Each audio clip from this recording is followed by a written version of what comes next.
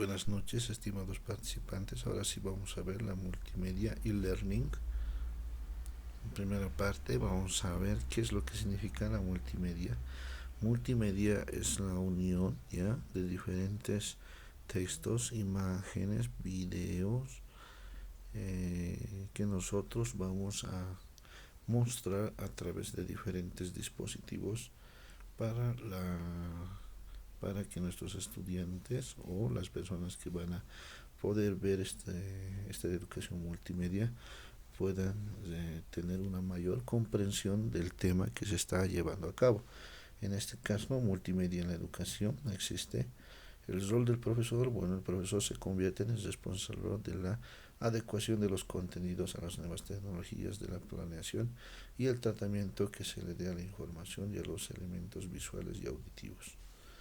El rol del aprendizaje, en este caso, identificar la forma en que se procesa la información y de qué manera se le presenta la información. La teoría cognitiva del aprendizaje multimedia implica varias cosas. En un principio, el aprendizaje multimedia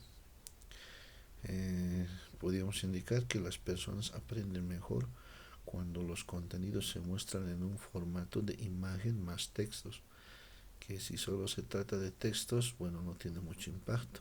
Cuando nosotros vemos un texto que solamente hay texto, no tenemos imágenes, no nos llama mucho la atención y no aprendemos, ¿no? Pero si el texto tiene también imágenes, eso nos llega a nosotros y ya tenemos mayor comprensión, ¿no? Como esto que tenemos es las fábulas de Esopo, las gallinas gordas y las gallinas flacas, que hacen referencia a las gallinas gordas y a las gallinas flacas. Y ahí está, con todo su moraleja. Entonces, mucho mejor tener la imagen y el texto. Ese sería el primer principio, ¿no? Tenemos segundo principio de contigüidad.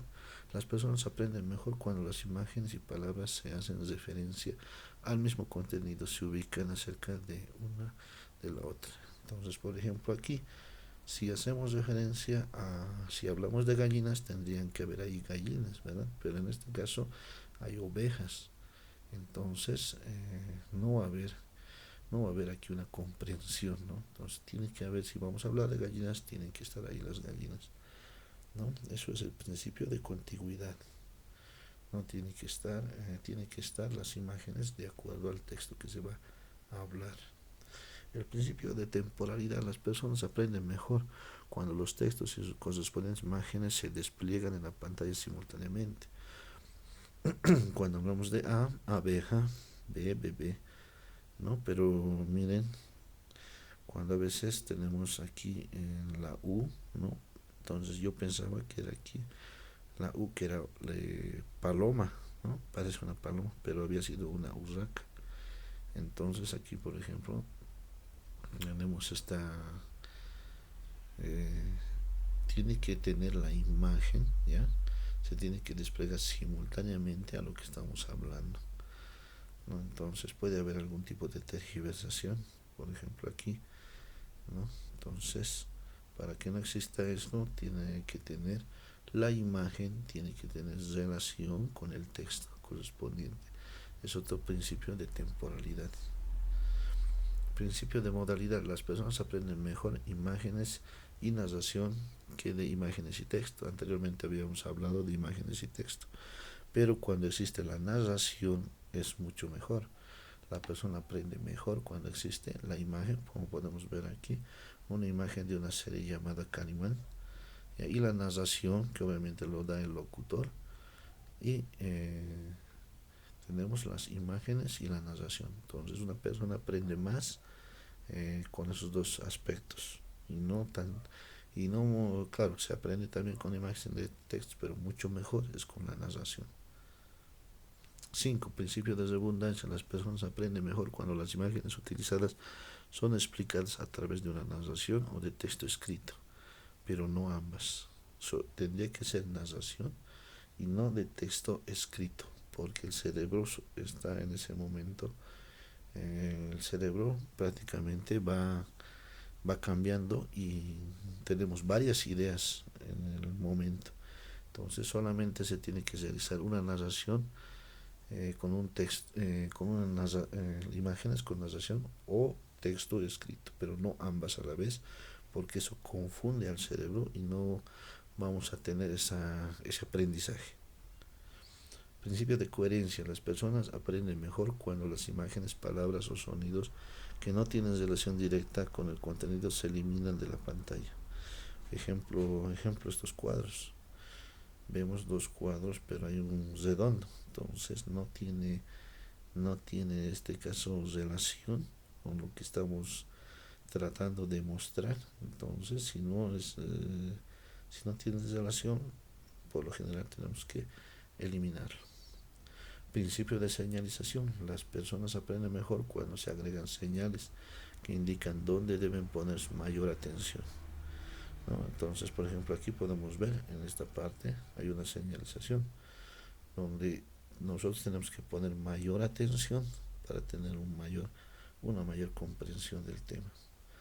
8. Principio de segmentación. No podemos lanzar todos nuestros contenidos directamente, tenemos que hacerlo por pasos, ¿no? En este caso sería unidad 1, unidad 2, unidad 3, como lo hacemos nosotros en nuestras semanas en las cuales nosotros pasamos clases. El principio de preentrenamiento. Las personas aprenden mejor cuando se les introducen los conceptos claves de formación antes de ver los contenidos desarrollados. Es mucho mejor antes de mostrar los contenidos introducir los conceptos claves. En esto que estamos pasando, los conceptos claves ya saben cuáles son: e-learning, multimedia, comunicación visual. Esos serían nuestros conceptos principales de lo que estamos avanzando, las herramientas. El principio de personalización. Las personas aprenden mejor cuando el tono utilizado en la narración de los cursos online es cercano y familiar, que cuando el tono es formal. El tono no tiene que ser muy formal, ¿no? Tiene que ser ameno, tiene que ser familiar, cosa que podamos escuchar, ¿no? El otro principio lo va a aseverar más, porque muchos de los audiolibros que se encuentran en internet no se utiliza la voz humana, se utiliza la voz de un software, y para la mayoría de las personas no te llama mucho la atención escuchar la lectura con un software que lo lee como un robot, ¿no? Entonces preferimos siempre la voz humana para pasar el texto a audio. El ejercicio número 3 es sumamente interesante. Tenemos que practicar todos estos principios de multimedia planteados por Myers, ¿ya? Entonces tenemos que hacer diapositivas para cada principio respecto a nuestras especialidades, ¿ya? Entonces, practicar los principios multimedia planteados por Myers. Cada diapositiva tiene que llevar el nombre del principio elegido, además de tener contenidos distintos. Crea un nuevo documento en PowerPoint, elige el tema de su agrado y coloque en la primera diapositiva que será su carátula. Entonces tenemos que realizar un PowerPoint donde nosotros vamos a elegir el tema de nuestro agrado. Yo os recomendaría que elijan un tema de acuerdo a su especialidad de ustedes, y en cada diapositiva vamos a utilizar cada uno de estos principios, los 11 principios que hemos pasado. Bien, entonces nos vemos en otra clase.